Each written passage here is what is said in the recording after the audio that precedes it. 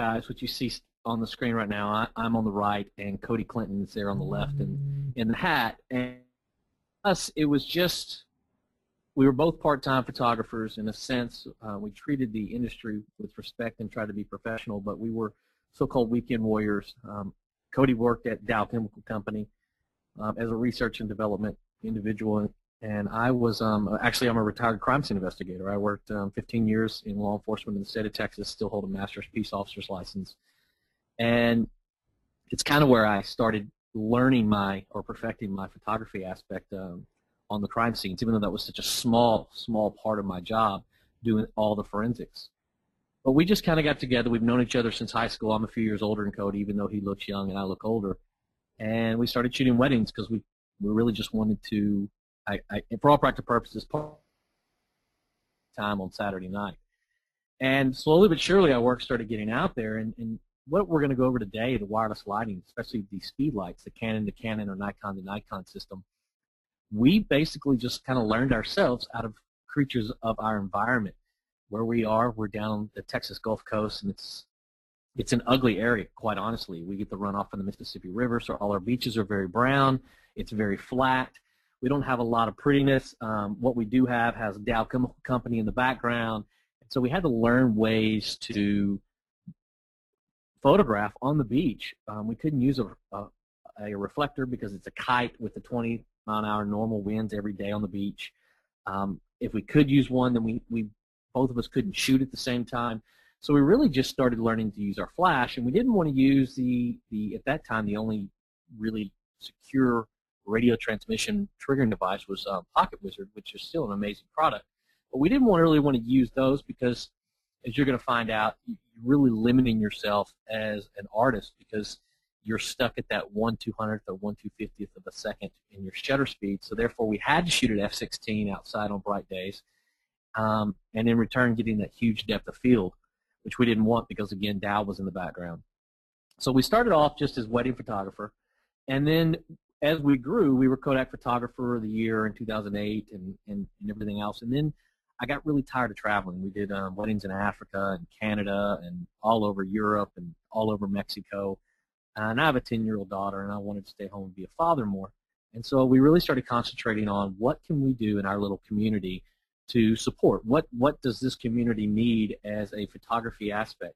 And so, you know, the research and development went into play, and we realized that, one, we obviously could shoot high school seniors because our style of lighting is really made for high school seniors, graduation, grads, depending on where you are in the world. And so we started really concentrating on that. And then my wife came into play, and St. Williams came into play. And so the four of us there in front of those two images, that's what TriCoast is today full-time, the four of us. And my wife, the Asian young lady, she looks very, very young, and she's 10 years younger than me, 11 years. But it actually plays into our business scheme very well because she gets along with the high school seniors very well. This photograph was taken in our main high school with our high school seniors in the background.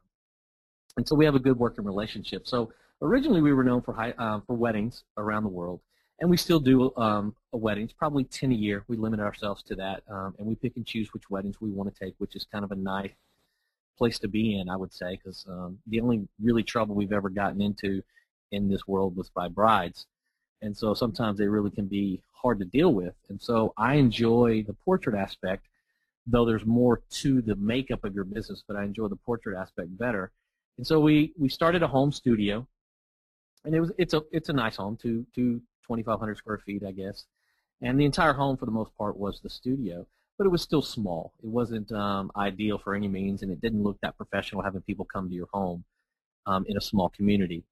But so recently, actually over this past summer, we were saving up, and we purchased a 4,500 square foot facility on an 1.5 acre lot directly across the street from our one that's in these photos. And it's worked out very well. Our shooting bay now is around 25 feet by 50 feet. We have multiple areas that we do what we call an investment sessions, which is our sales sessions, office space, et cetera, et cetera. So it's worked out very well for us. So now it's kind of funny.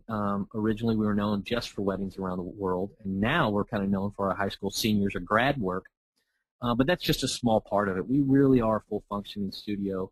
We photograph babies, we photograph newborns, we photograph, today I actually photographed a huge commercial job this morning before I jumped on board here with the webinar with PhotoBiz. So we are a full functioning studio. There's 4 of us full time, and each one of us has our strengths and weaknesses. I'm more the commercial guy. I was born and raised in the area, so I know a lot of the faces and a lot of the people in the community, and so I'm more the face. I go out and I meet people, shake the hands, because I still believe, it's not really a marketing webinar, but I still believe, without any doubt, the best marketing you can do for your business is get off your butt, get away from the computer, shake hands. It's still the best marketing, and for us it works. We have nice flyers, we have nice presentations, but we go into each daycare that we want to photograph and we shake the hands of the owner or the manager. We go into each of the organizations or businesses that we want to photograph and find out who runs it. And when we photograph our schools, because we also do volume work, we shoot about 10,000 school kids a year. I go in and I meet the people that have a choice in making the decision on who's going to photograph their school next year, and it's usually the yearbook teacher, the principals, that kind of thing. But I make a choice and make a point to get to know those people. So we are a full functioning studio. Again, here's some examples from San Francisco. The big one there is in Austin. Some of our older stuff, some of our senior work.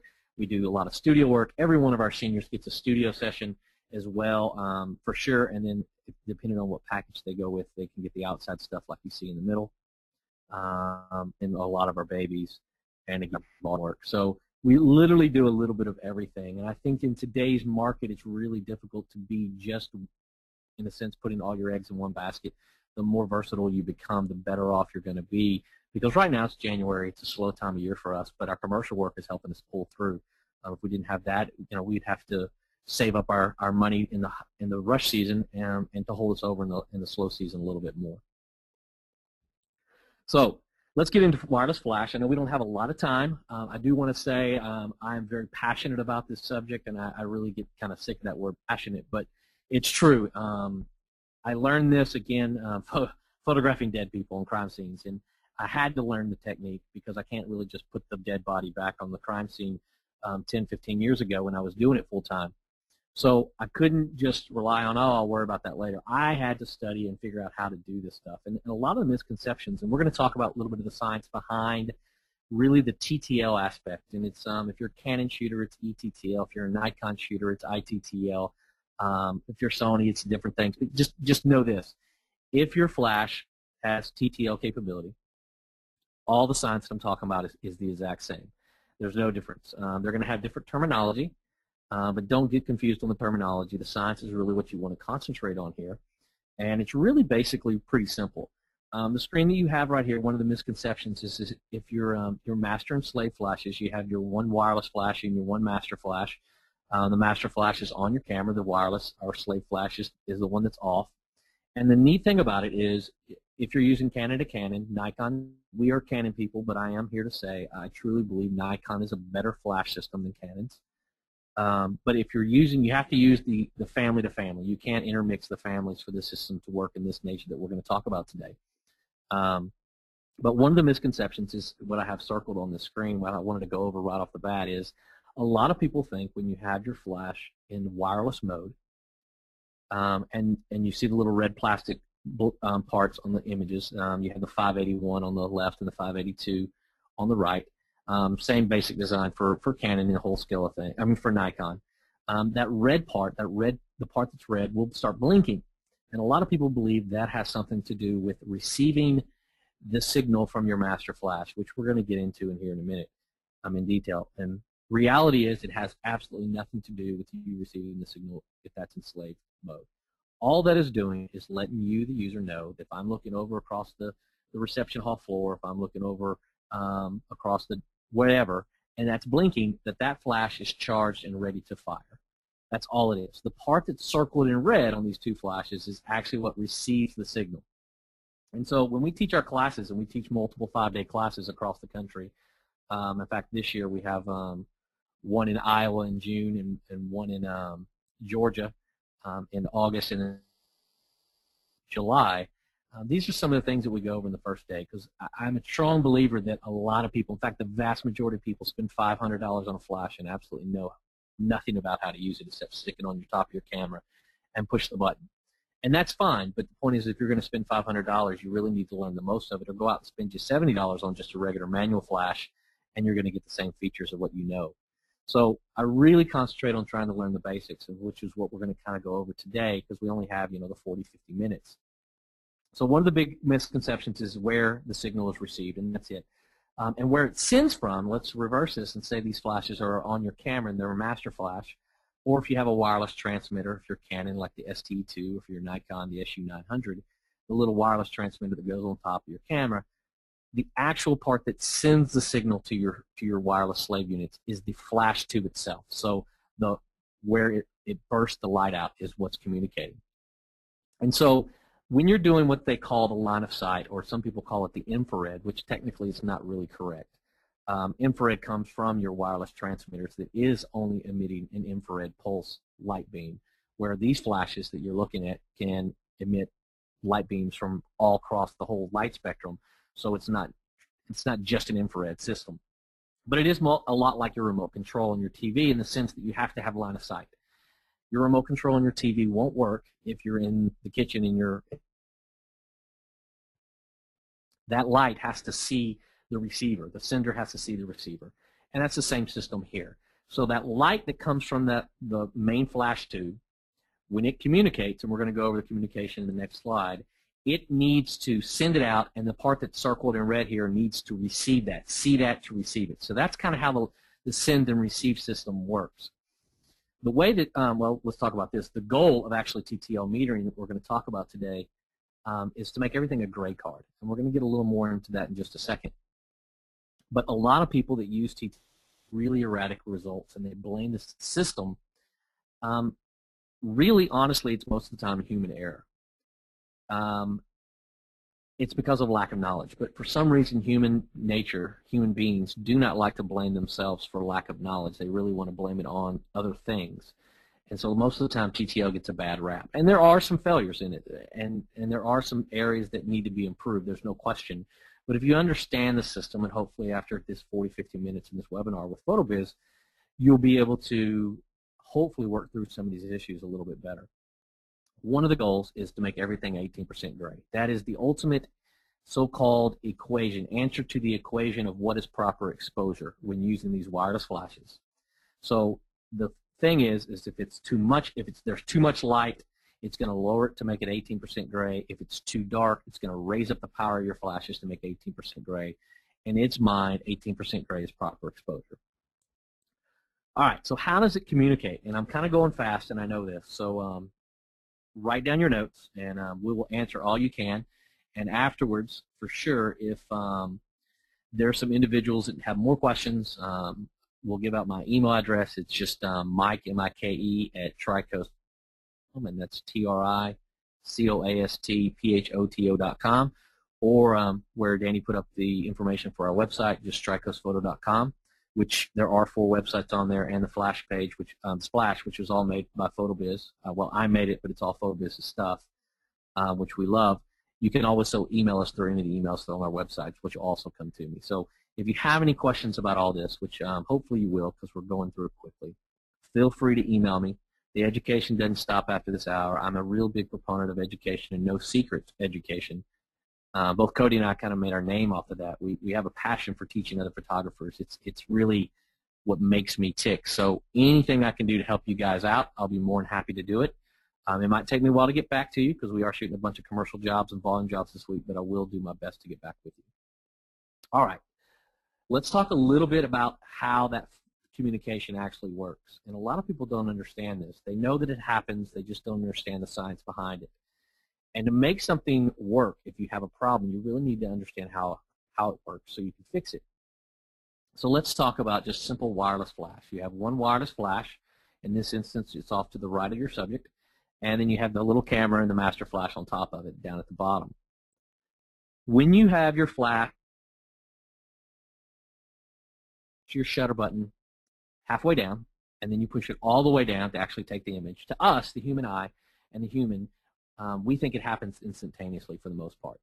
In reality, if you look at it from a whole scientific standpoint and mechanical standpoint, it actually happens pretty slow.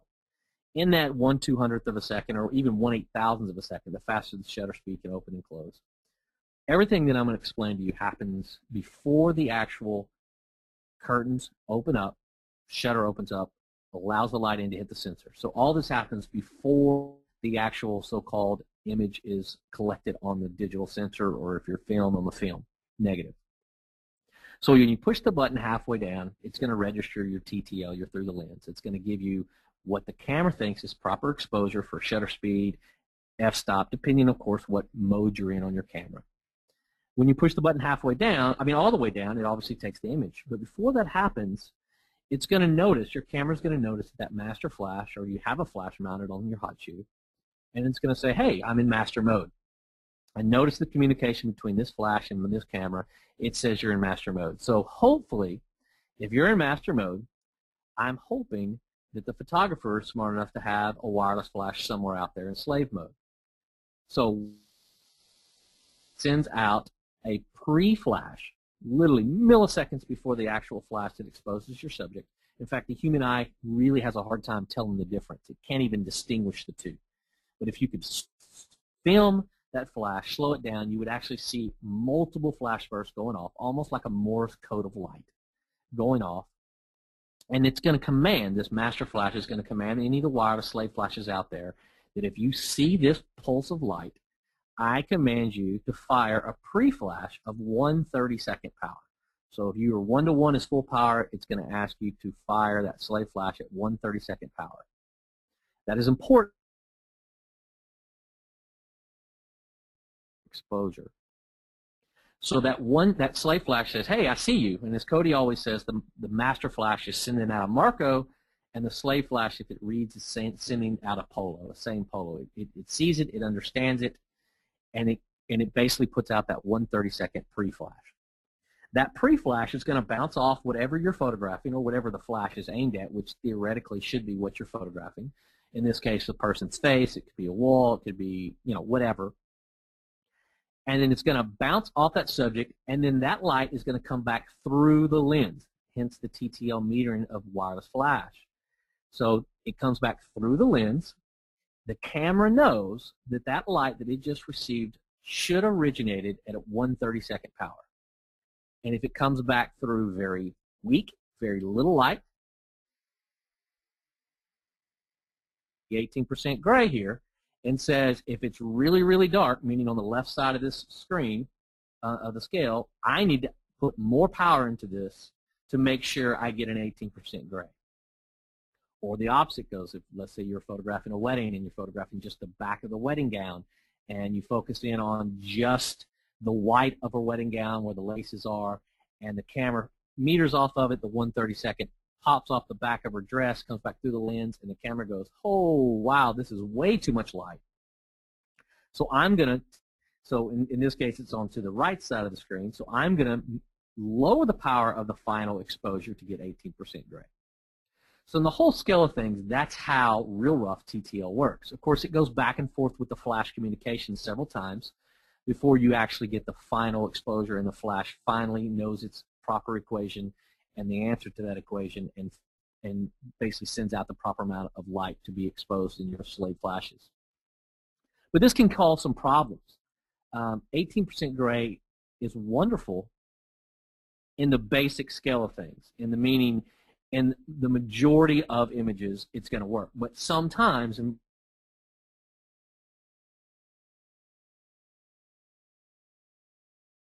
it's going to try to make that white a gray, 18% gray. And so your images come out very muddy, very dark in a sense. So many times when you photograph something that's predominantly one color on the extremes, on the light or the dark, you're going to have to adjust your flash compensation to make those proper exposure changes. So, and the neat thing about this system is anything you adjust on the master flash will automatically, through the light pulses, adjust the slave flash. So if I'm photographing that white gown and I take the first shot and it is a little gray, I simply turn my flash compensation up on my master flash to +1. That's automatically going to send a signal through those light pulses so fast that we can't even hardly see it to my slave flash, and it's going to command it to say, okay, I know you think this is proper exposure. You're going to get it. This is what you should do for proper exposure, but the guy behind the camera says I need +1 more. So it's going to output, figure out the proper exposure, then add 1 and give you the exposure. So now that gray of that back of the wedding gown will now be white. Same thing goes for black tux. You have something very predominantly dark. The image on the left is obviously, I photoshopped it, but it kind of shows you the visual example, is what the camera and the TTL wireless flash wants to do, because it's going to say, whoa, there's not enough light here. I got to raise this black up to make it 18% gray, where if you underexpose that flash compensation now, something predominantly dark, you would underexpose like you have on the right. So it's not necessarily a failure of TTL, it's how TTL works, and you as the photographer knowing how it works, and you as the photographer being smarter than the camera and adjusting to suit the proper needs of the portrait that you're taking at the time. So hopefully that kind of worked, understood a little bit of how TTL works and how it's always a pre-flash of 1/32. That's one part of the equation. The other part of the equation we know is the answer. It's 18% gray. So now we just don't know the one other part to fill in the blanks, and that is if we want proper exposure at 18% gray and we have a pre-flash of 1/32, what fills in the blank? How much light do we need to do? And that's what your camera does for you. And then with the flash compensation adjustments, with TTL, you can go down from -3 to +3. So you have technically 6 stops of light change adjustments right there at your fingertips. As long as your wireless flash is close enough to your subject within those 6 stops, you shouldn't have to adjust or move that wireless flash at all. You should be able to adjust everything from your master flash to get proper exposure. All right, so that's pretty quick, I know, and I apologize, but one of the other failures of wireless flash is battery power. And if you've ever heard us speak, we preach it. If you ever come to one of our classes, you experience it. Failure of battery power will cause erratic results with TTL wireless flash. And the main reason why is all that communication that we talked about.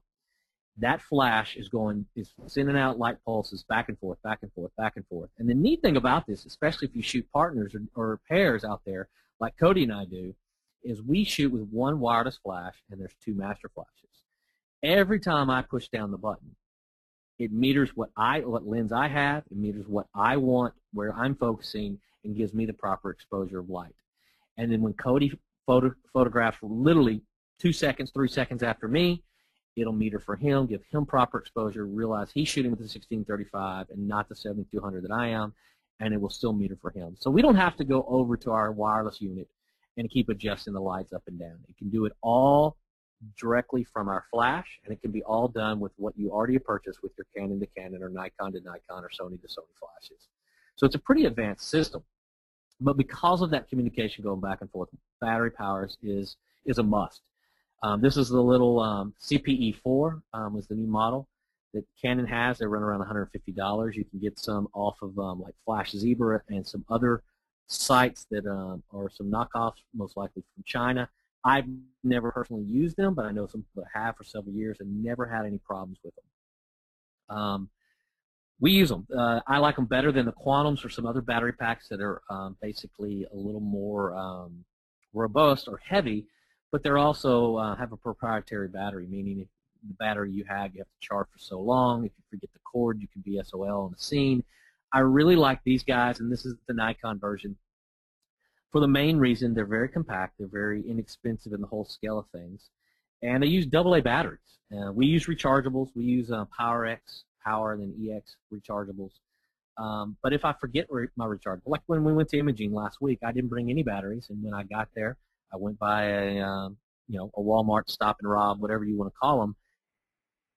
And when you travel, batteries are very heavy, so I leave the batteries at home when I travel overseas, and I pick them up where I am. And so the AA batteries being found anywhere and everywhere you go in the world is, to me, a big bonus. So the cord is attached, so I know if I have this battery pack, I'm going to have secure battery, external battery power when I get to wherever I'm going.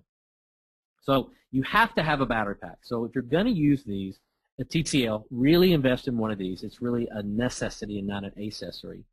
And if you only have one, put it on the slave flash. Reason why slave flashes are what's receiving the information, sending out the flash pulse. It's really important part of the whole equation. And if your batteries run low on your master flash, it's right there with you. You can always just put some in your pocket, some new batteries, and replace it. So it's a little easier. Obviously, if you have 2, use them on both. But we have like 4 of these, 5 of these now, I think, if not more. But we still usually just use them on our wireless flash. I usually don't mess with the master flash and just change those out periodically through the event. For weddings, as you can see, the Canon and the Nikon work the same. You have that little tray there on the right side. We actually bought an extra. You usually just load it up in our our camera bag, have it ready to go, and so between the wedding and reception, I'll switch out my battery pack, and I never have to worry about batteries for the entire wedding. For a senior session, graduation session, family session, normal portrait session outside, hour to 3 hours, whatever, maybe even 4, one of these will work fine. I don't ever have to worry about bringing any extra batteries. One word of advice, if you do use rechargeables, if you don't know, rechargeables will lose their power pretty much as soon as you start pulling them off the charger. So make sure you charge them up right before you go out or the night before. Don't leave them in your bag for a couple of days and expect them to work. Now, there are some hybrids out there that are kind of mixed between rechargeables and alkaline, and they hold their charge a little bit more. So you can look into those. We don't use them. We just use regular rechargeables from PowerX, and we charge them up the night before. And I have actually 4 8-bay chargers, so we pretty much have them on charge all the time, ready to go. All right. So kind of getting into this a little bit heavier, and the main reason why Cody and I, when we learned this system and we were on our beach, and the beach is ugly, in fact, I always tell the joke that if you look at our work and you see it's a beach portrait and it's in color, it was taken somewhere other than our beach, because if it's on our beach, it'll be black and white or sepia, because everything else is brown. I might as well turn the people brown. So, but the one reason why we enjoyed this method, that we really strained and struggled to learn it, because there was nothing out there. We've wrote a guide on it now, and it's actually sold thousands and thousands of copies, which is very humbling to us. But there was nothing out there, and that's one of the main reasons why we wrote our guide, is because when we were learning this technique, it took us literally probably 10 years. And because there were so many little things that could go to experience for ourselves. And I really was worried about other people learning and having problems, so we wanted to make sure we kind of gave them our method of doing it. But the main reason why we chose this method over the strobes or the wireless flash using the Pocket Wizards, the older Pocket Wizards, not the newer system that's out, is high-speed sync. It's that little lightning bolt and eights. It's circled on the slide you're viewing. If you're a Nikon guy or girl, it's going to be called Auto FP or FP Auto. And it basically allows us to get to any shutter speed we want to photograph and not have that black bar at the bottom of our page, the black part of the image. Because without high-speed sync, you're stuck at your flash sync speed, which on modern cameras today are anywhere between 1/200th and 1/250th of a second. And so that can cause some issues when you're outside, like I said. So if you're on a bright day and you're of a second, like using a Canon 5D or 5D Mark II, I literally would have to shoot at f/16, f/11, f/16, maybe even higher. And again, it goes back to that huge depth of field that we just didn't want. With high-speed sync, we kind of reverse those settings. I usually shoot in AV mode for Canon people. We adjust our f-stop to suit the shallow depth of field that I want. Most of the time, we're shooting at 2.8 to 3.2 outside. I'll show you some examples in the next slides. And then allow the camera to set the shutter speed that I want. And normally, it's around 1/1000th, 1/2000th, even 1/4000th of a second on bright days. And what that does, it opens up several things. One, it gives me that shallow depth of field that I want. So on that ugly beach, now that Dow Chemical Company is just globs of light in the background that are all blurred out and gives you that beautiful bokeh. And two, it allows me as the artist full control and range over my camera gear. If I want a shallow depth of field, I can have it. If I want a huge depth of field, I can have it as well. So now I'm not limited by the equipment I'm using. I'm only limited by the artist that's inside of me, and I enjoy that. So some of the things, and kind of real quick, high-speed sync is actually a functionality of the flash for Canon. So you literally just push that little button that's circled right there, and it'll pop up on your LCD on the back of your flash. For Nikon people, it's a functionality of your menu system, which I think is also a better design than Canon's, personally. But if you go into your little pencil menu on the back of your camera, and then you go into your flash settings, and you're going to see a 1/250 FP Auto or 1/320 FP Auto. Just stick it on one of those, set it, and forget it, and you're done. You don't have to worry about it anymore. If you get above your flash sync speed, the high-speed sync will automatically go into effect. If you're below it, it's not going to affect anything. So just set it and forget about it. Canon people have to worry about it a little bit more in the sense that little lightning bolt and H, when you push it, again, it'll go up on the top left of your LCD. But if you change your battery pack, or change your batteries, or even open up the battery door of your flash, many times that little high-speed sync will reset itself and not be turned on. So you'll be going outside thinking you're at 2.8 f-stop and your shutter speed should be around 1/2000th of a second. In reality, a high-speed sync has turned itself off and you're down to 1/200th of a second. And the time you get to your third or fourth shot and you look at the back of your LCD, everything is pure white and blown out. So Canon users get very, very used to making sure you always look at that high-speed sync and on your flash before you start shooting, or it will come back to bite you in the butt, which it does even with us still today. All right, some examples kind of how we do it. We shoot everything underexposed outside as well. And I know I'm going through this fast again, guys, and I'll answer questions in the end. I apologize. I just try to get as much information as I possibly can out to you. But when we're outside, because our flash is going to expose our foreground for the most part, meaning our person, we underexpose a third stop, one full stop, as it said here, even up to 2, 3 full stops, underexpose on our exposure compensation. The exposure compensation, if you don't know, is the little meter that's in your camera. If you look at your camera, you'll have a little meter that goes left to right. For Canon people, if you go underexposed, it'll be to the left of that meter. Nikon people, it'll be to the right of that meter, but you'll go underexposed. So if you didn't have a flash on, and you're a natural light shooter, for say, this is opposite, because most natural light shooters will overexpose to get enough light in their eyes. For us, we underexpose, and that gives us that deep color. If you see in this image the green, that gives us that deep color in the background saturation. You at the field. It was a cloudy day on this image. We're shooting at 1/8, so very, very shallow depth of field. It's a 51.2. We brought it up to 1/8, so it's really sharp. If it was a bright day, obviously our shutter speed would be a lot faster, but all we used wireless flash for in this image was just to make a little pop in her eyes. She has a beautiful, beautiful blue eyes. We wanted to make sure we see it. Our goal in a portrait is to always make sure you can see the color of the individual's eyes. Even if they have brown eyes, my wife is Korean, she has almost black eyes, but there's still a color separation between her eyes and that pupil. If you light it correctly, you can see it, and it makes such a huge difference in your portraits. So our goal here is exposed to bring in that beautiful deep greens, which goes great with her red hair and pale skin, and then we use just a wireless flash, one off to the right, just to light up her eyes just a little bit. So very little wireless flash here. So it's almost balanced with the ambient light. On the next example is the opposite. We underexposed the heck out of this image, 2 1/3 stops, and now, though, we went the opposite. Instead of doing shallow depth of field, we went f13. So we have a huge depth of field. We're not at high-speed sync. We're only at 1/200th of a second, and we shot it on 24 millimeters. So you actually can see the light in the background, and that's the reason why we went with the f13. And I'll show you some examples. Hopefully we'll get to them. If not, but at a very high number, f13, 16, you're going to get that starburst effect you're seeing from that light. And if you're at f2.8, you're going to get a really soft glow, almost like the sun is right over the corner of her shoulder. The sun is kind of a soft glow. Theoretically, if the clouds weren't there, you'd really see the starburst from it like you did from the strobe.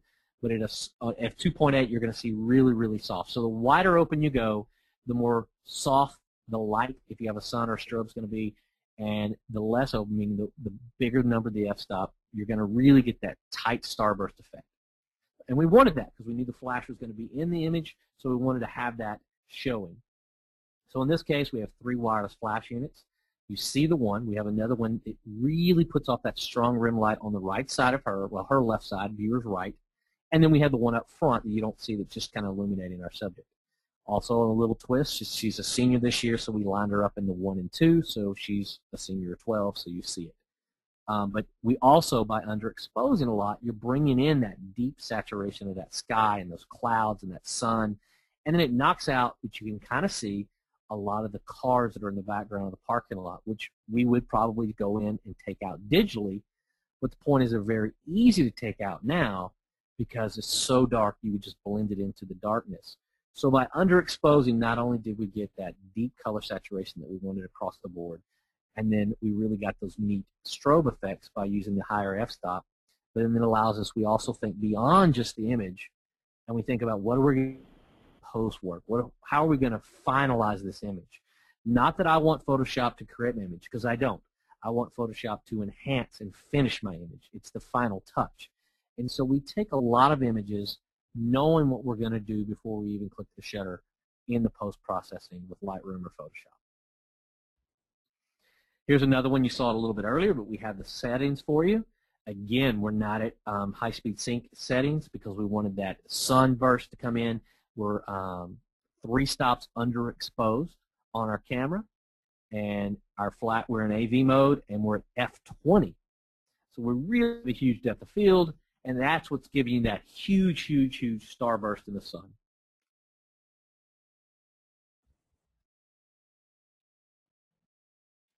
Here's another one. This is a classic Texas redneck where we're from. This kid didn't want to smile at all until we said we were going to take some hunting shots, so he got camoed up and brought a shotgun with him. And this is wireless flash. I used 2 of them in this case because it was a bright, bright, bright day. This is about the only hill we have in our entire county. This is literally a giant sand dune. Right on the other side of that hill is the beach.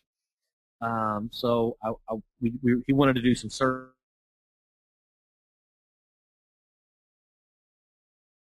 But I have 2 wireless flash units lighting them up, and I underexpose quite a bit. Again, 2 stops. That's bringing in that blue sky and allowing the sun to come through. And then that f16 is really pulling out that star, the sun flare, that starburst effect. So again, we're underexposing, but we're not metering for the sky. And this is the one thing I wanted to make clear before we ran out of time for sure. If you're using wireless strobes like Alien Bees, Photogenics, these guys are a lot more powerful than our Speedlights. And you can, especially if you're in the old school days, and I wouldn't say it's not a bad thing because light meters are amazing tools that should be used when you need them. You could take a light meter and you could meter for the sky, and let's say it's going to give you your proper meter for proper exposure for that blue sky. Put your camera in manual mode, set your camera to whatever that light meter says, and take the image, and without the flash, the blue sky is going to be beautiful, but of course your subject's going to be so underexposed you won't be able to see them. They'll be silhouetted. With a strobe, but Alien Bee, photogenic type thing, it has enough light, enough power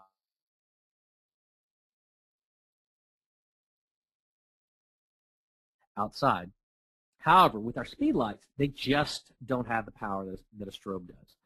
And that's one of the cons. The pros, obviously, is there's battery power, lightweight, portability, that kind of stuff. So in bright, bright days, I double up, like I did in this image with 2 flashes, 2 wireless flashes on the end. But I still meter for my subject. I use my camera in AV mode, and I push the button halfway down, the shutter button, the release button. It gives me my initial f-stop shutter speed. And once I do that, and I'm using like the center focusing point, and I'm metering right off my subject. Once I do that, Canon users, you can turn the dial in the back of your camera, turn it counterclockwise, and it's going to underexpose your image. So you're going to slowly go underexposed, but you're going to still be in these speed lights. These little guys can still expose your subject properly. So maybe with a strobe, an Alien Bee photogenic, I could go maybe 4 stops, maybe 5 stops underexposed. And with this situation, because I'm using Speedlights, I could only get negative 2 stops of underexposed on my exposure compensation. So you have to make maybe, I wouldn't say a happy place, but you have to find a happy medium that you know you're pushing your little Speedlights to the extreme, and they're still going to be able to expose my subject properly. Maybe if I had 3 or 4 Speedlights, I could probably go under 4 or 5 stops. At that point, what's the use? I would rather just use a strobe. But in this case, 2 stops under, meter for my subject, underexposed from there, and then take the photograph. For Nikon, you can still do the same thing. Underexposure, you have your exposure adjustment button on top of your camera. You just hit it, and then you can turn the dial, and it will lower your exposure or raise it. Here's another one. Not so. The background's not quite as deep color because the sun was right behind her, and it was a hazy day. On those hazy days on Texas Gulf Coast. In fact, I didn't even mention that we're between Galveston and Corpus Christi, in a little town which until recently was really not even heard of. No one even knew about us, but we're from Lake Jackson, Texas, which if you're following the presidential campaign at all, that's the home of Ron Paul, one of the Republican presidential nominations that's running right now. And so our town's getting a lot of quite a national news right now, which is kind of weird for our little bitty hometown. But we are from Lake Jackson, Texas, and so we're about 10 miles inland, so we go to the beach quite a bit with a lot of our clients.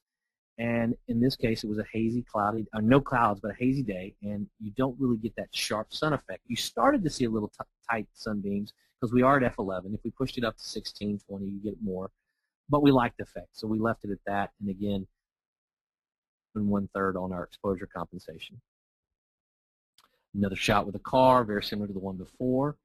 Another kid, another f13 because of the sun, just kind of to show you how we're using it. And again, we're 2 stops under, very similar settings to before.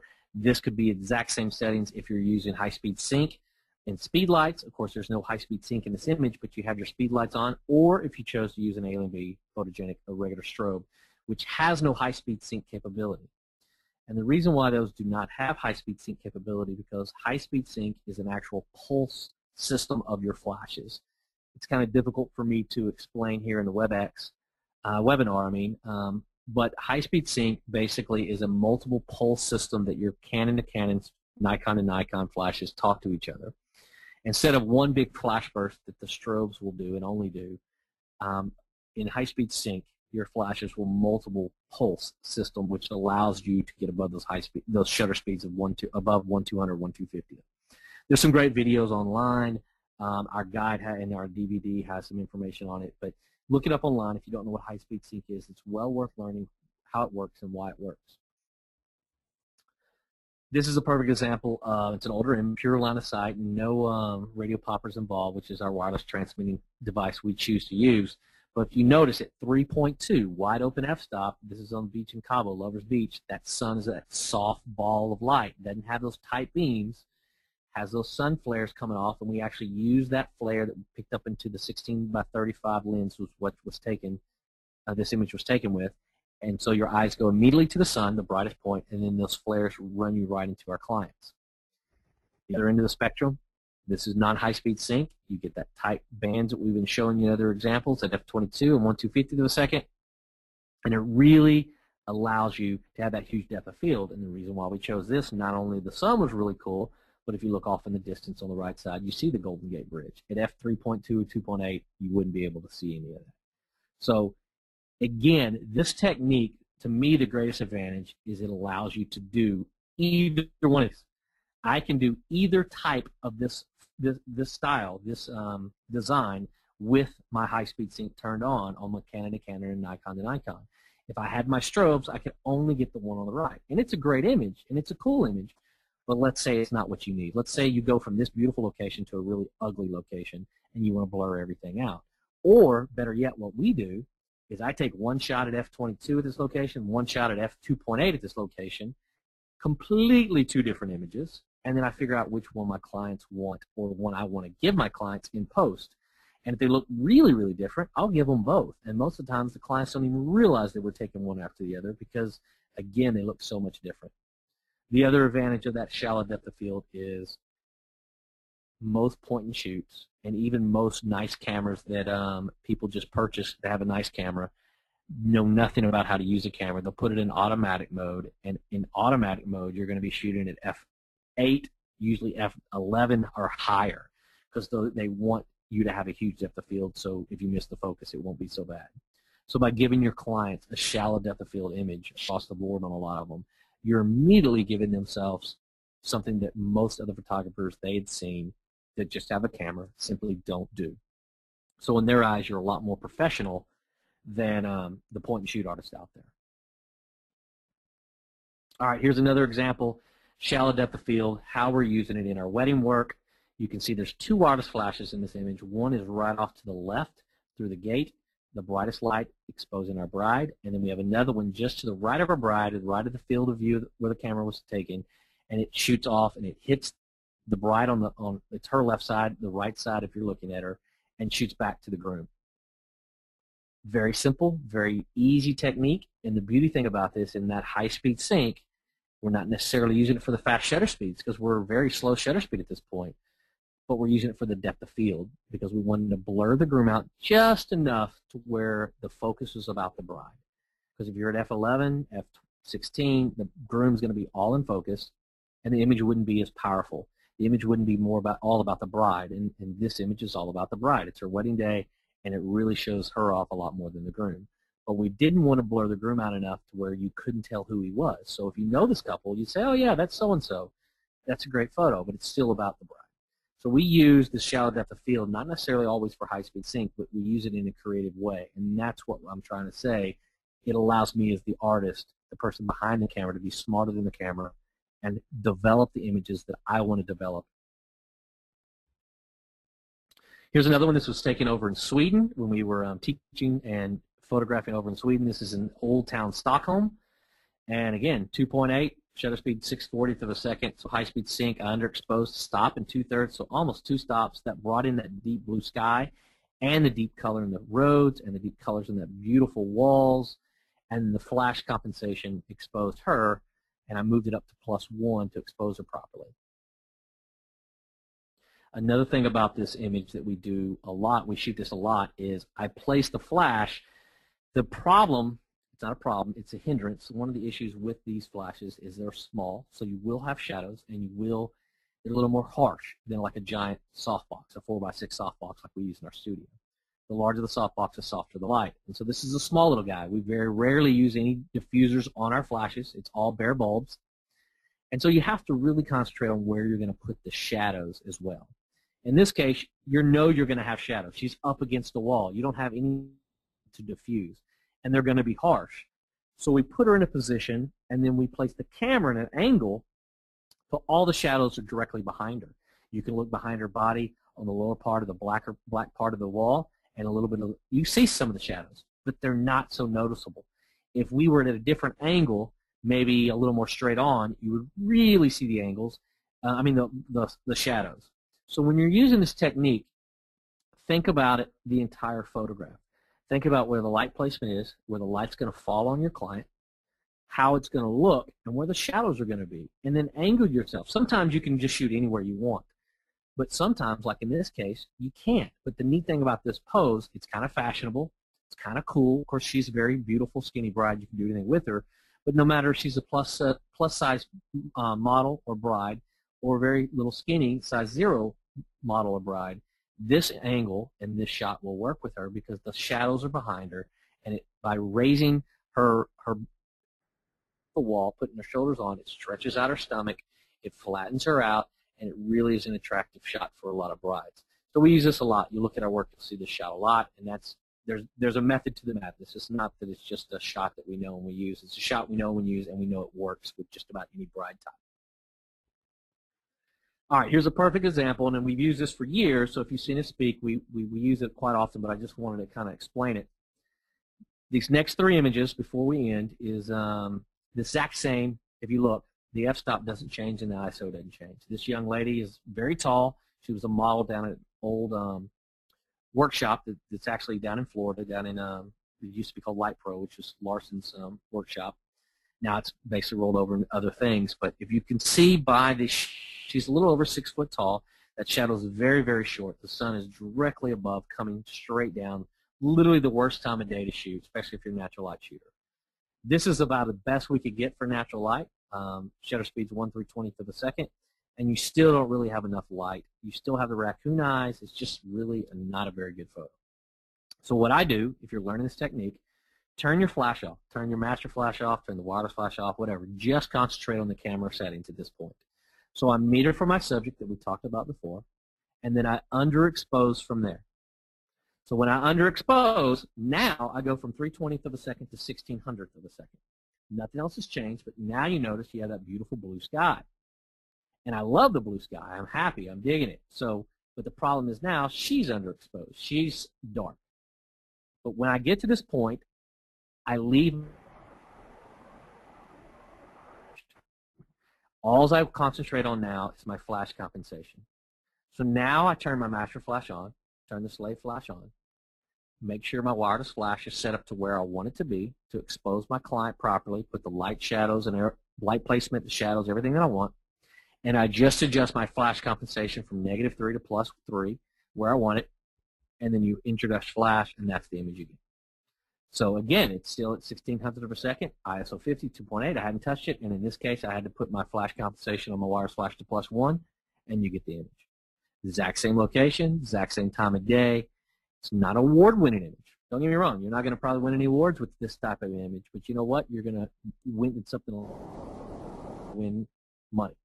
You're going to win a happy client that's going to pay your bills. And quite honestly, that's the whole name of the game. I know we all love to be artists, but learning how to run a business is much more important than learning how to be a photographer.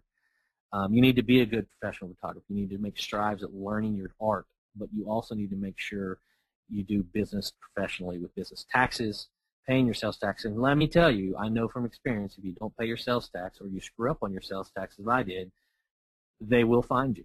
And they will say, hey, no problem, just pay the penalty. We love you all the same. It's like taking a big whipping in high school on your backside, and they don't care as long as you get their money. But the point is learn your business, and you won't have to worry about that. But in this case, when you're using wireless flash, turn it off. If you're really confused, turn it off. Get your exposure compensation set first. Always do the exposure compensation first, always. And then from there, adjust your flash compensation. And then finally, we're going to end on this because we're about out of time, I think. Danny, if not, jump in and tell me if we're not. But I want to make sure because I got a lot more to go. But yeah, we know what. Go ahead. Oh, I was just going to say, guys, if you want to enter in the chat box, if you feel like you guys want to hang around for about 15 more minutes or so, please tell me, and Mike will keep on going. If not, we can go ahead and jump right into questions. That's a lot of information I threw out in a short period of time. So sorry. It's no. You know what, Mike? You've got everybody is popping in. You know, if you've got more time, they've got more time. So yeah, if you want to keep on going, please do. We can go for another 15. Daddy already made Mama money today by shooting my commercial job, so I got all day for you guys. All right, awesome. All right, so in this case, and again, just keep asking questions, and I'll answer some later on. But this is a real life wedding scenario. This was not a model as before. This is my first shot. I talked to my bride and groom before. I talked to my groom in this case, and he said the only image he wanted, he could care less about photos. The only thing he wanted in life was a photograph of him looking like a gangster on Showtime or HBO. I said, okay. So I had that in the back of my mind going into this image, going into this wedding. And this is right off the back door in the field, right off the back door of this beautiful house they were getting married in. So I walked them there. And when you do these type of shots, if you're a wedding photographer, I put the groom, obviously he's the man in front, and I put the little guy right beside him. I always treat him just as equal as to the groom because most of the time they're nervous. In this case, he's a little older, so he's not so bad. But sometimes, especially when they're younger, they're really, really nervous. And by you treating them special, it really makes the day go by better. And then the best man is always next. In this case, the best man is the groom's father. So if that's the case, I always put the bride's father in, which is the one in the purple tie, the one that's on the far right. So I'll have those set up. Then I take the four groomsmen in this case, and I take one and I walk him to the very back of the image where I want the back of the image to be, in the sense of where the boys will be. And I stand them here, and then I tell the other ones to fill in the gaps. My first shot here, and you can see on the lower right-hand side, you'll see the light stand that I'm using. I'm not even concerned with the light stand being in there. I'm not concerned with the third one, the second groomsman. I guess on the left is a little overlapping my main groom. I'm not worried about any of that. I'm really just kind of laying out the scene, having it in my mind. And this, if I had a light meter in a sense, this is me going out using a light meter. My first shot, I take it, it's my test shot. My clients don't know it's a test shot. They think I'm taking a real photograph, so they're really ready to go. I take it and I look at it. These are my camera settings, 1/1000th of a second, 5.6 because I raised it up a little bit. I still wanted the guys in the background to be a little soft, but at 2.8 you wouldn't be able to see anything. And I am using a fisheye, which is why the little guy on the left is a little distorted. And the reason why, and I'm using like a 7D or 40D, 50D, 60D, something that's a 1.6 crop. I use a 1.6 crop in a fisheye, 15mm fisheye lots of times. It gives you a little distortion if you put the groom in the middle, but not enough to really confuse the viewer. It almost kind of makes it look like a cool effect. It's distortion in a positive way if you use it right, which is what I'm doing here. And so I took the image and I looked in the back of my LCD and I said, okay, the groom is a little too bright on his face and the sky is a little blown out. So I need to underexpose my exposure compensation, which by default will also take away some of my flash. Because if you underexpose, it's all ambient light. And even though my flash is artificial, it's still part of ambient. So my next shot after I adjust, and you'll see this changes down at the bottom, straight out of camera. So I went from 1/1000th of a second to 1/2000th of a second. And now I got this shot. That's my next shot. I also lowered myself. If you notice, I'm standing up here. I lowered myself here. By getting down lower, It gives a little more power feel to my groom. It gives a little more dominance to him, gives him that gangster feel that he wanted. And I also, if you notice, that groomsman that was a little overlapping, I put just enough space between so he was there. Now, there's still the trailer park in the back. You can see the white trailer home in the back. I'll take that out digitally, and I also am going to take out the fish digitally. And then by talking to him, I knew that he wanted that gangster feel, so I went ahead, and in this case, I used Topaz Adjust, which is a simple plug-in. I really like it, and I really like the NIC filters here for TriCoast. We use those two a lot, and of course, we have our own action set that we created to use for our own feel. But that's pretty much all the post-processing we do. I edged up, and that was the final product we gave. Now, I did, if you look on the left side, you can see some of the, when I removed the fisheye effect, it had some duplicates and a little stretching that I did fix before I gave it to them, but I left it in here for the example to show you guys what I'm doing. And then if you look in where the mobile home was, I raised up the brown a little bit to cover up the mobile home. I took this shot, adjusted my cameras, took the next shot, knew that this shot, I had it because I knew what I was already going to do in post-process with it. And when you study this technique and you practice it, and you have to practice this technique, guys. This is not something, it's not a hard technique. It really isn't, but there's a lot of little things that go on in it. But I promise you, we had someone at Imaging that returned one of our DVDs because she was scared it was way over our head. And it's really not. But with that said, if you think it's over your head, it's absolutely over your head. The biggest competitor you have in this business, people, is yourself. If you say that you can't make money because of where you're located, or you can't do this technique because you're just starting off, you know, right? You're absolutely right. You're never going to be able to do it. Don't limit yourself by saying you can't do something in this business or any other thing or in life in general. Because Cody and I are just two rednecks from Texas. There's nothing special about us, people, I promise you. We were stupid enough to not listen to everybody else and learn this technique, and we didn't create it. We just learned it, and we got on the scene, I guess, before it was really popular. There's probably 5 or 6 of us in the country that I knew that did it exclusively. And so we got known for it. But the point is we felt this was the way we wanted our art to look, and we didn't take no for an answer. And we sat there and we figured it out, and we struggled through it. If anything in life is worth it, it's worth struggling to get it, to reach that goal. So don't limit yourself on saying you can't do something, when I guarantee you, if you took out all that negative aspects, I guarantee you can. In our 5-day workshops, we've had people cry the first day, and by the end of the week, they're telling me how to photograph this technique, and they're kicking butt doing it. You can do it. It is very possible, and it's very easy. It's so much easier than manual method. It's just because there's so much goes on that you're not in control of. Many photographers are scared to let go of that control because we're control freaks. We got to have everything ourselves. And so this is a technique that you have to trust the system to work for you, but therefore you have to know how that system works. So there is a higher learning curve, but once you understand it, you can make images so much faster and so much quicker and so much edgier than you ever could before with the other techniques. So hopefully some of this will help out you learning. This is us before we had a ladder, by the way, before we were rich enough to have a ladder. That's Cody standing on one of our good friends who sadly has passed away now. He was the 3rd member of TriCoast many, many years ago. And if you notice, that's a guy named Jesus, one of our good friends in Houston. We taught him how to do wireless flash. That's a Canon 550 flash with the old battery pack that don't make anymore. So we were doing this technique way back then, and we've been at it ever since. It works. It's effective.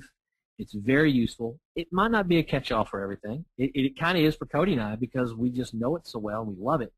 But you know what? There's other times that it's kind of like building a home. It's just another tool in the toolbox to build that image.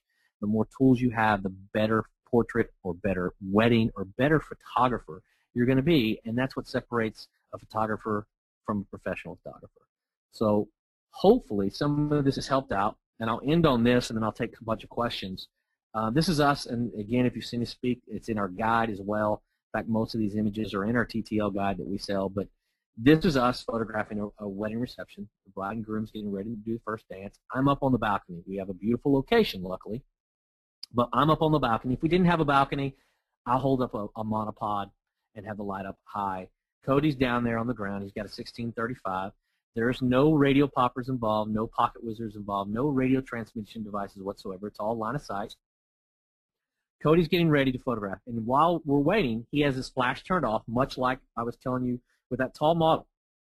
He turned his flash off, and he's got his camera in manual mode now, and he is literally taking images, just knocking down the exposure compensation, underexposing until he gets the room where he wants it. He gets the mood that he wants. In this case, if you notice, it's still daylight outside. He really knocks down a lot of the light. The brightest light you see here is the chandeliers that are really on out, and he's going to underexpose and his exposure compensation to where those are barely lit. And then he's going to turn on his flash, master flash, and then he's just going to concentrate on, when the couple dances, adjusting his flash compensation, getting the flash compensation where he wants it. Because the beauty thing about TTL, no matter what you set your camera to, whatever exposure compensation you're set at, it's still going to do that metering system and give you the proper amount of light. So literally, before the dance even started, he got his exposure compensation set right, turned on his master flash. As soon as the dance starts, the first photograph he took was a test shot in a sense. No one knew it, but then he looked at his flash compensation. If it's too bright, he lowered it. If it's not bright enough, he raised it. And the next shot we get was that. The exact same room, exact same place, one wireless flash. He underexposed in the exposure compensation to where the chandelier is an added part of the image, but it's not so bright that your eye doesn't go to it first. So right now, your eye goes to the bride and groom first. If that chandelier was brighter, it'd be like that sun in that Cabo photo I showed you earlier. Your eye would go to it first. Well, that's not what you want in a first dance. So we underexpose, and now you can actually see the flash going off in that image. And these are the images we did. Now, I vignetted it, and I turned it black and white with a little sepia tone to it, but that's all I did to this image.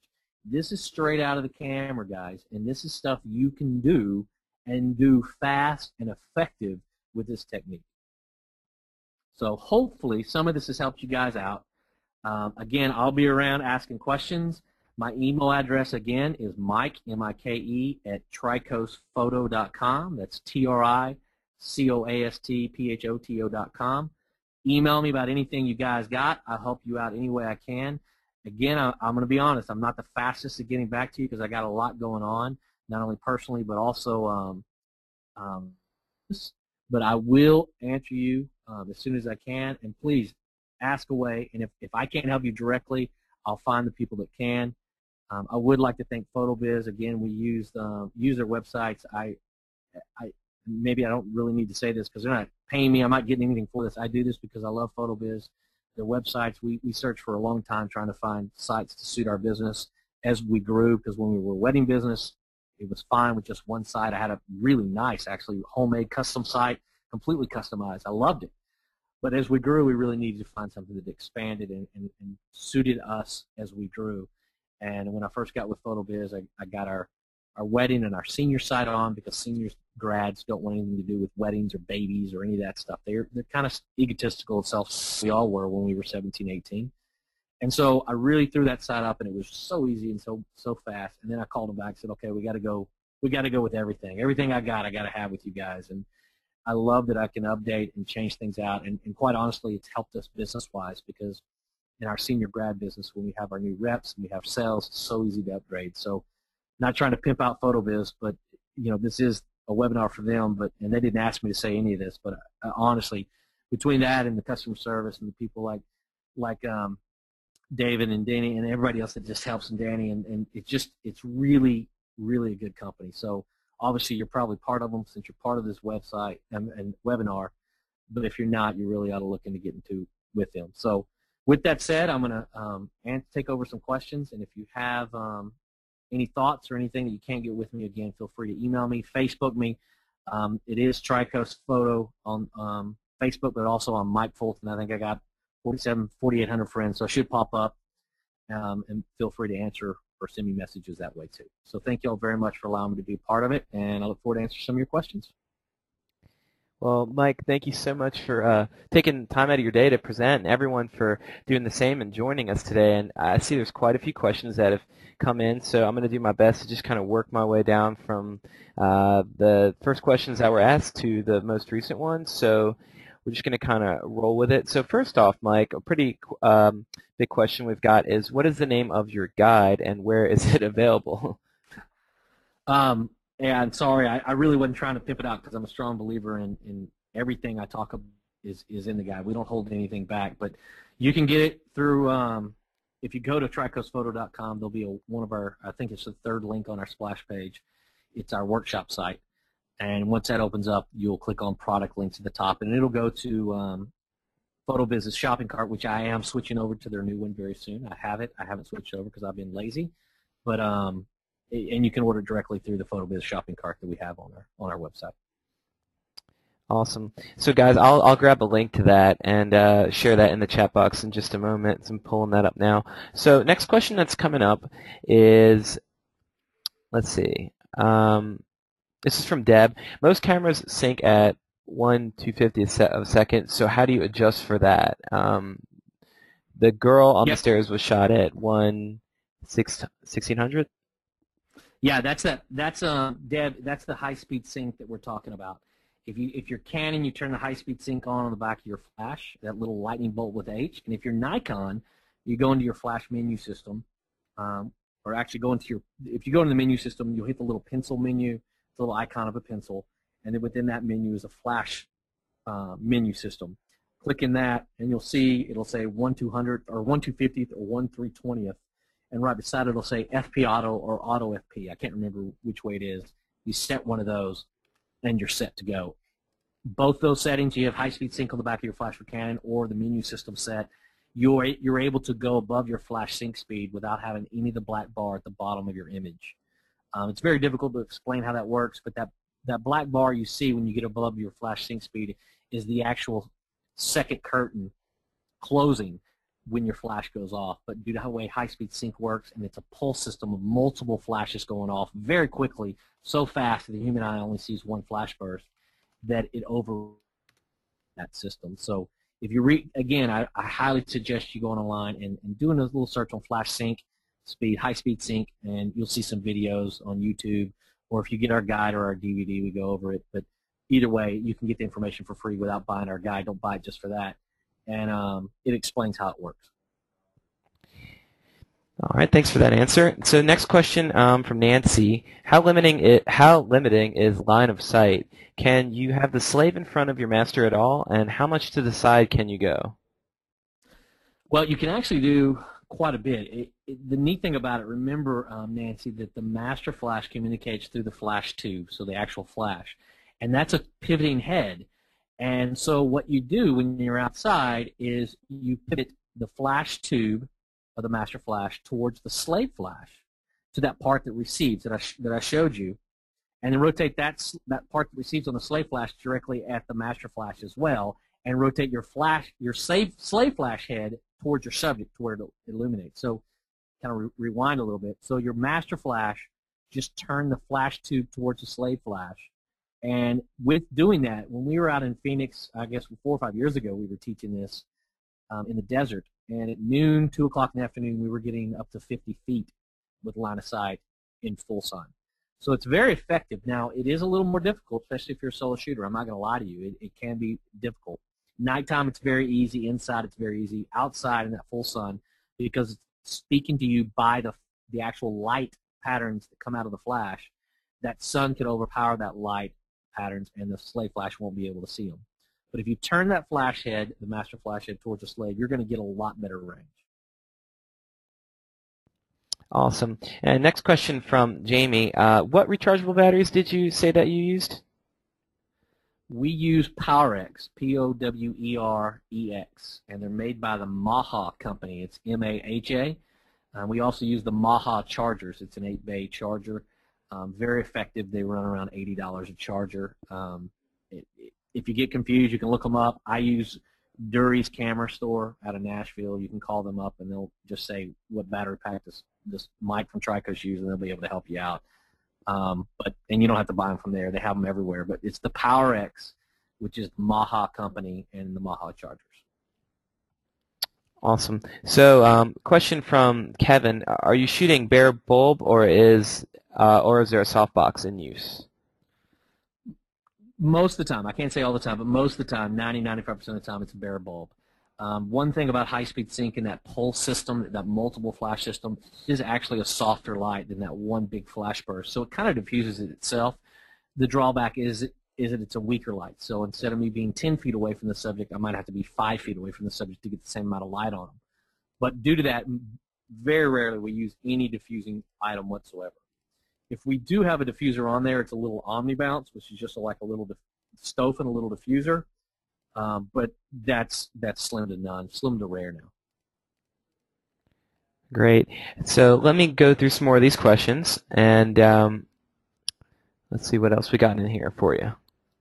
And again, guys, if we don't have a chance to get to all of the questions that are going on, just like Mike mentioned, there are other ways to contact him, and be sure to check out the TriCoast Facebook page. Would that be okay if some people left you a note on there? Or would you rather them inbox you on your personal one, Mike?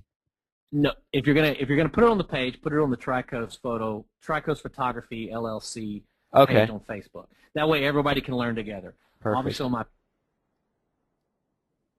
because I have friends and family that aren't photographers, right, and they don't really care about all this stuff. I mean, they think I'm a photo nerd as it is. That's the last thing they want to hear.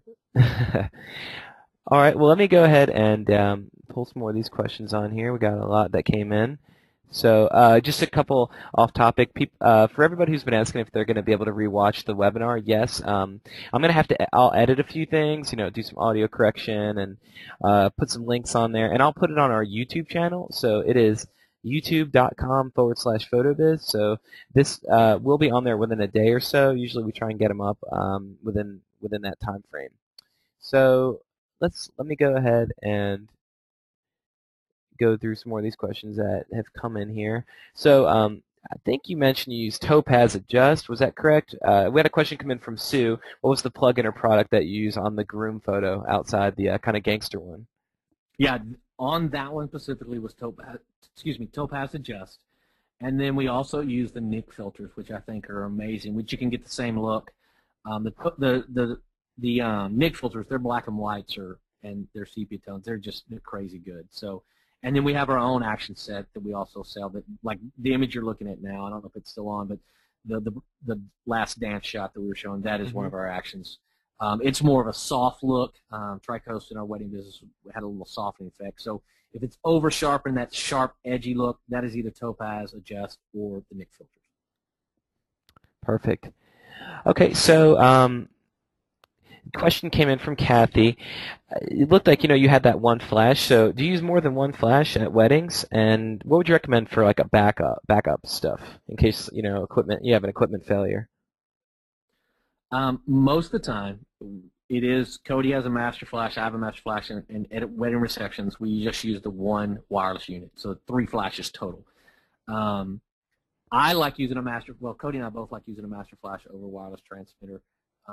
Because it has advantages, custom functions, a bunch of other stuff that we don't have the time to go over. But for backup information, it just depends on the style. If you want to do the TTL stuff that we talked about today in the webinar, you really need to buy either Canon to Canon, Nikon to Nikon. If you just want a wireless flash that can pick up your signal and you have to manually adjust, you won't have that control aspects that if I adjust from the master, it'll adjust to the slave. But you will have a decent flash. You can pick up almost any flash. Good Vivitar works. They have some ones over in China that work with the Canon or Nikon wireless system. I think, what is it, Yangtong? I don't remember the name. I can find out if you send me a message. I actually have one of them. It works well. But again, it's all manual. I have to go over to the slate flash. And lots of times that's not very effective for a solo shooter because you really don't have time to go over to adjust, especially if you're in a situation where you have it high up on a light stand or on a second story.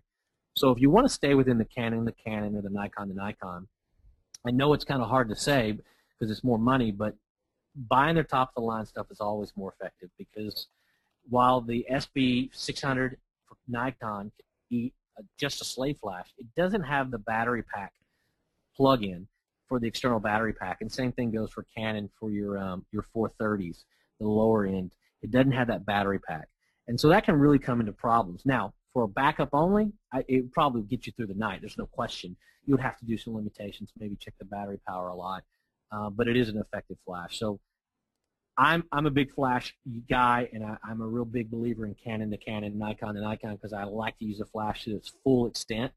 So if you're working towards that, or if you kind of believe the way I am, I would definitely go with the same brand you're using, and at minimum the lower end flash. But if you can afford another $100, get the top end. Awesome. So let's move on. Going to take a couple more questions, guys, and then I did repost the link to the TriCoast Photo Facebook page, so be sure to, check them out on Facebook, like their page, and then if you have any additional questions on there, drop them a note. So I'm going to grab just a couple more questions inside of here. Jeffrey wanted to know, he says, awesome webinar, Mike. Do you guys primarily shoot in RAW or JPEG? It's a great question, and we are definitely raw shooters, only because lots of times nowadays with our seniors or grad sessions outside, we're in a little more control environment. We could get away with JPEG, especially with the new software. You have a lot more range. But when we first started, especially learning this technique, because let's make no qualms about it, this technique that we went over really is a digital world, digital era technique. You really have a hard time pushing the limits in the film world. So we messed up a lot, and the RAW really allowed us that freedom in case we messed up, if our exposure was a little off, especially shooting brides. If we overexposed the gown a little bit, I could bring that detail back up. So that's kind of why we got started on RAW, and to be honest, we're just kind of old dogs, and so whatever we started on, we kind of stayed with. So we're definitely RAW shooters. Great. So next question comes in from Gary. So he was just wanting to know, so if you underexpose, do you normally increase flash compensation on the flash unit? Is that how you would do it? It's a great question, Gary, and there's no like magical pill that I can give you for how we do it, except the closest I could probably tell you is on sunrise, sunset, that golden hour where the sun's just barely coming up or starting to set, or even at night, when your light's not very extreme, it's very similar to what your subject is. Our camera settings are going to be very similar, meaning we're going to be very, maybe even or very slightly underexposed, and our flash compensation could be even or even negative, so they'll be very close together. On the extreme lighting conditions, like some of the examples we showed today, where the sun is really bright and your subject can be really dark, could be 4, 5, 6 f-stops difference, our flash and our exposure compensation are going to be extremely apart as well. So our exposure compensation underexposed, 1, 2, 3 stops under, and our flash compensation is going to be +2 to +3. So they're going to be more extremely apart. That's about the best, I guess, tip I can give you going into it, because every scenario is different, and also you are different. What you like and what I like in the flash, because if I underexpose a bunch, I'm going to have a more flashy look. If I don't underexpose so much, it'll be more of a natural light look. And so I think Cody of TriCoast, he says it best, and it's add flash to taste, just like you would add salt to taste to your food. Add flash to what you like. And so depending on what you like is dependent on how extreme those settings are going to be apart. Well, perfect. So last question I just want to take in. There's a lot of people who asked throughout the webinar, basically, for your workshops that you do, I see you have your workshop page on your splash page, and I guess a couple of people were just curious about the schedule. Are you still working on the schedule for this year, or is it available online? We are still working on the schedule because we got a few more, but the 3 that are for sure going on right now, because summer is a slow time, we have 3 5-day, which is like hardcore intense. You could be a very beginner as long as you know shutter speed, aperture, f-stop, ISO, and how those relate. You'll get through our class with no problem, and we'll know how to do wireless flash, wireless strobes, how to mix in TTL manual together, everything. And those 3, and they're intense, so bring walking shoes and comfy clothes because you're shooting, we're teaching. We hardly even pick up a camera. We have in beginning of June, we're in MAPE School, which is in Iowa. And then in July, right around on my birthday, we're going to be in Vancouver, Canada, at a private island, which is, it's kind of the, if you've heard of Texas School, it's kind of the Texas School of Canada. I hear it's amazing. It's image explorations. It's the first time we'll be teaching it. So I'm kind of excited. They say the building, we have the whole run of a whole old private college on a private island you have to get to by ferry. And then in end of August, we're going to be teaching Georgia School again, which is literally in Helen, Georgia, which is very North Georgia, almost to the Tennessee border. And it's a crazy, fun school. You stay in the little town of Helen, which is in the middle of the woods, and it looks like a German cuckoo clock. The entire town looks like a German cuckoo clock. And then the classes are about 20 minutes away at North Georgia Tech University. So those three are our only 5-day schools we're going to be teaching this year. We are trying to put together some of our own workshops, which are 2 to 3 days, that are just TriCoast. But I'm going to be honest, I have some personal issues. My daughter's having some more surgeries and some other things on the home front that I don't know if we're going to be able to get those scheduled this year, to be honest. But for sure, the other ones, because I don't have to do all the work behind the scenes and setting it up, those PPA classes that are 5 days are definitely going to be on. And without any question, are the most advanced and most detailed and extreme classes we teach. Well, awesome, guys. So I did post that link inside of the chat box, which is tricoastworkshops.com, if you want to check out more educational resources there. And Mike, thank you again for joining us. I wanted to again thank everyone else for attending and taking time out of your day. Everyone who was here today, we really appreciate you checking us out, and I hope you enjoyed the webinar. At the end of the webinar, there is going to be a little feedback form that comes up. So if you do have a minute or you have some feedback, you can definitely fill that out. It does get directly sent to my personal email, which is danny@photobiz.com. So, any additional questions that you may have, I probably can't help you too much on the photography end, but feedback with these, I'll be more than glad to, take in any kind of feedback that you guys have. So thank you so much again, Mike, for joining us, and hopefully we can do another webinar in the near future. And love to. Absolutely. So guys, at this time, we're going to go ahead end the webinar, and I will be posting the recording on YouTube later on today or tomorrow. So thanks again so much for joining us, and I hope everybody is off to a great new year and has a great day.